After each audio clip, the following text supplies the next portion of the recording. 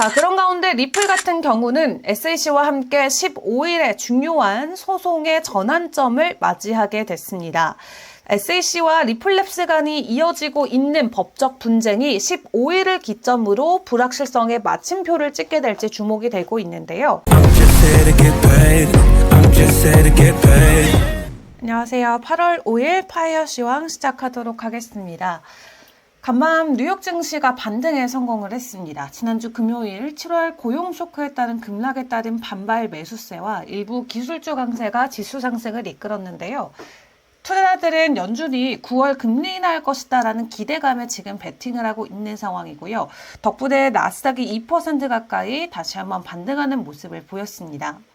이에 리서치 업체인 바이테크놀로지의 애덤 크리사플리는 금요일 고용 충격 이후 투자 심리가 다소 회복되는 분위기다라고 이야기하면서 다만 지난주에 발표됐었던 높은 개인 소비 지출 지표가 겹치면서 스태그플레이션 우려가 여전히 존재하고 있다라고 분석했습니다.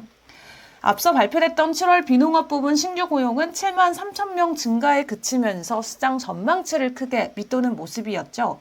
또 시장에서는 트럼프 대통령이 최근 서명한 새로운 상호관세 행정명령도 주목하고 있습니다.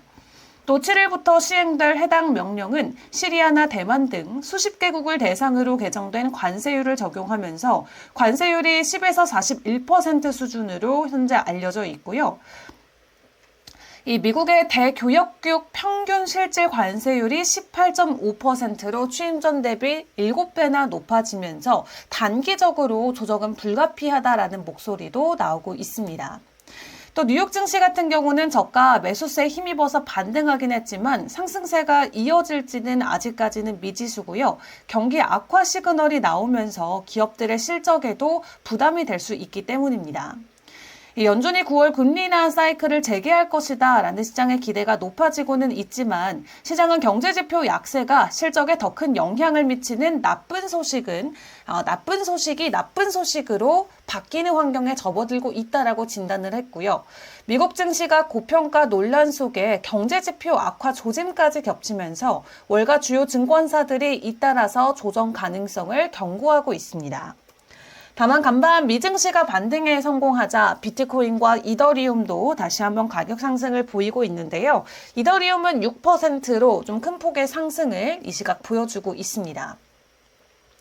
일단 기업들의 호실적이 전반적으로 증시의 상승을 이끌었고 증시의 반등과 함께 코인 시장에도 긍정적인 분위기 전환이 나오고 있는데요.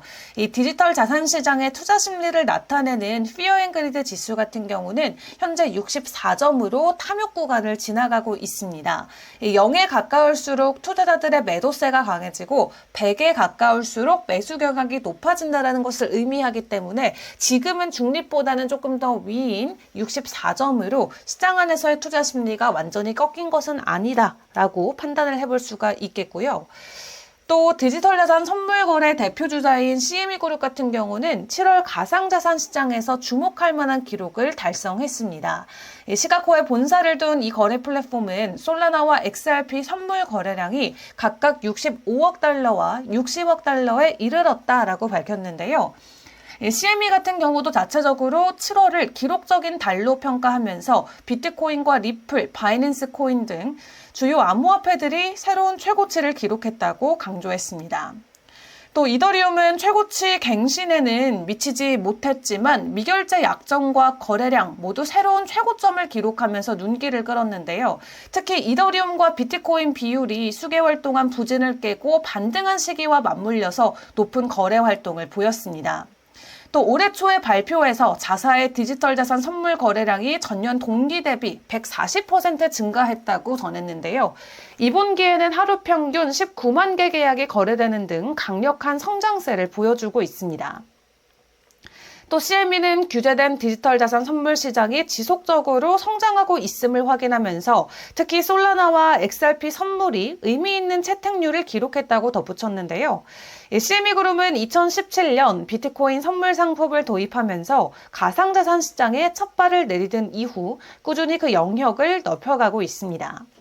또 올해 초에는 솔라나와 XRP 선물을 새롭게 선보였고요. 비트코인과 이더리움을 위한 장기 만기 선물 상품 그리고 주요 주식 지수 기반 상품도 추가를 했습니다.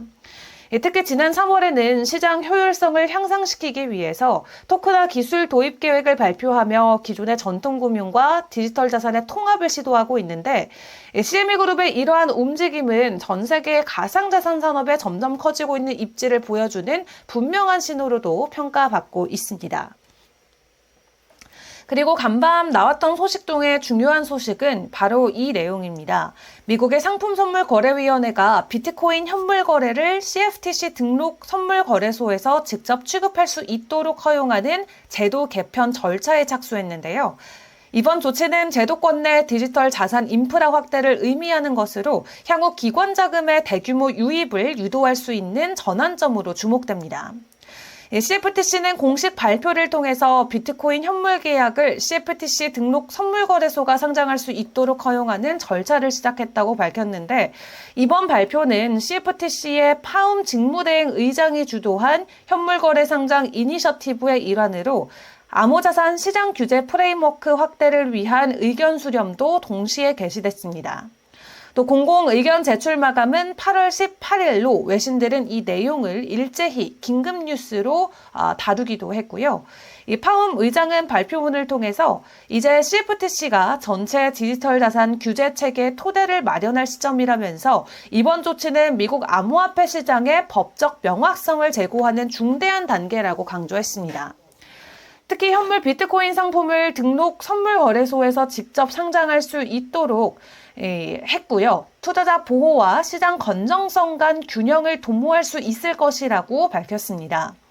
또 이번 조치가 현실화될 경우 비트코인 현물 매매가 기존의 CME 등 CFTC 승인 거래소에서 직접 가능해진다고 하고요. 기존 ETF 또는 신탁 기반의 상품과는 다른 구조의 거래가 인프라가 형성될 전망입니다. 이는 현물 가격 기반 파생 상품 출시에 법적 토대를 제공할 수 있고 동시에 기관 투자자들의 거래 진입 장벽을 낮추는 효과도 기대된다고 하는데요. 이 시장 전문가들은 이번 조치가 미국 내 암호화폐 제도화 흐름에서 중요한 진전을 의미한다고 평가하고 있습니다. 자, 그런 가운데 전 세계 상장사 중 가장 많은 비트코인을 보유하고 있는 미국 소프트웨어 기업 스트래티지가 막강한 자금 조달 능력을 바탕으로 또다시 대규모 비트코인 매입을 단행합니다. 스트래티지는 3조가 넘는 비트코인을 추가적으로 매입한다라고 공시를 했는데 이 회사가 5년 전 비트코인을 사모으기 시작한 이후로 금액 기준 세 번째로 큰 규모라고 합니다. 스트래티지는 7월 28일부터 8월 3일까지 2만 개가 넘는 비트코인을 매입을 해왔는데요. 매입 단가는 개당 11만 7천 달러로 지난달 매입 단가보다 더 높은 수준으로 알려져 있습니다. 마이클 세일러 스트래티지 상업자 같은 경우는 지속적인 주식 발행과 채권 발행을 통해서 자금 조달을 하고 있고요. 비트코인을 매집하고 있습니다. 비트코인 가격 상승은 지속적으로 이어지고 있는 상황인데 일각에서는 스트래티지의 비트코인 보유 프리미엄과 잦은 증권 발행을 우려하는 목소리가 나오고 있기도 합니다. 세일러 회장은 최근에 자산 가치의 2.5배 미만으로 일반주를 발행하지 않겠다라고 밝히면서 채무 이자나 우선주 배당을 위한 경우에만 예외적으로 허용하겠다고 했습니다. 또 스트래티지의 주가는 첫 비트코인 매수 이후 3,000% 이상 급등했고요. 이는 비트코인 자체는 물론 S&P 500이나 나스닥 100과 같은 주요 주가 지수를 훨씬 웃도는 성과이기도 합니다. 그런 가운데 부자 아빠의 저자인 로버트 기요사키 같은 경우는 비트코인 8월의 저주라는 표현을 언급하면서 비트코인이 9만 달러 아래까지 하락할 수 있다라는 글을 남겼습니다. 비트코인이 9만 달러 아래까지 하락할 수 있다라는 가능성을 이야기하면서 만약 가격이 하락한다면 본인은 지금 보유하고 있는 비트코인의 2배를 매수할 계획이라고 적기도 했는데요. 이번에 가격 조정이 나오고 있긴 합니다만 10만 달러 아래까지 다시 내려가게 된다면 전문가들은 절대적인 매수의 기회다라고 이야기를 하고 있기 때문에 가격 하락이 어디까지 나오는 것일지 함께 지켜보시는 것도 좋을 것 같습니다. 자, 그런 가운데 간밤 6%대 반등을 홀로 보였었던 이더리움 같은 경우는 추가적인 상승에 대한 기대감이 계속 있습니다. 무엇보다도 미국의 스테이블 코인 법안인 지니어스법의 통과 덕분에 이더리움은 XRP보다 더 큰 수혜를 받을 것이다라는 분석이 나오고 있는데요. 크립토치나 성향의 존 디튼 변호사 같은 경우는 최근 보고서를 통해서 이더리움에 더 유리하게 작용될 수 있다라고 이야기하면서 리플의 스테이블 코인인 RLUSD와 서클의 USDC가 법안 통과에 따라서 긍정적인 영향을 받을 것이다라고 이야기하면서 궁극적으로는 이더리움이 최대 수혜자가 될 것이라고 강조했습니다. 또 지니어스법은 디지털 자산과 스테이블 코인에 대한 규제 명확성을 제공해서 미국 시장에서의 크립토 활성화를 도모하는 내용을 보여주고 있는데요. 이번 법안은 리플과 서클에 유리하게 작용할 것으로 알려졌지만 디트는 이더리움 지지 세력이 더 넓은 전략적인 레버리지를 확보하고 있다고 설명하기도 했습니다. 자, 그런 가운데 리플 같은 경우는 SEC와 함께 15일에 중요한 소송의 전환점을 맞이하게 됐습니다. SEC와 리플랩스 간이 이어지고 있는 법적 분쟁이 15일을 기점으로 불확실성의 마침표를 찍게 될지 주목이 되고 있는데요. 일단 법률 전문가인 빌 모건 같은 경우는 SEC가 항소를 철회해야 될 의무는 없지만 25년 8월 15일까지 항소법원에 상황을 보고해야 할 책임은 있다라고 이야기를 적었습니다. 그러면서 SEC가 기한을 추가로 연장할지 어떤 구체적인 행동을 할 가능성이 있다라고 덧붙였는데요. XRP 판매가 미등록 증권 거래에 해당하는지의 여부를 두고 소송이 지금 5년째 진행이 되고 있는데 최종 종지부를 찍는 상황이 나타나게 될지 같이 기다려보시죠. 자, 그리고 솔라나 같은 경우는 모바일 2세대 디바이스인 시커를 월요일부터 전 세계 50개국에 출하하기 시작을 했습니다. 15만 개 이상의 사전 주문을 기록한 이 디바이스는 개선된 기술과 모바일 전용 암호화폐 지갑, 그리고 기존 앱스토어에서 발생하는 암호화폐 검열을 우회하는 탈중앙화 애플리케이션 스토어를 갖췄는데요. 시커는 기본 하드웨어 전반에서 개선된 성능을 제공하고요. 블록체인 기반의 독특한 기능들로 차별성을 가지고 있다라고 합니다. 솔라나의 추가적인 가격 상승으로 이어질 수 있을지 같이 기다려보시죠. 자, 그렇다면은 지금 시장 안에서의 지표들은 어떻게 움직이고 있는지 파이어 차트를 통해서 체크해 보도록 하겠습니다. 네, 현재 시각으로 비트코인의 도미넌스는 어제보다 조금 더 하락한 모습을 보입니다. 60.6%를 지나가고 있고요.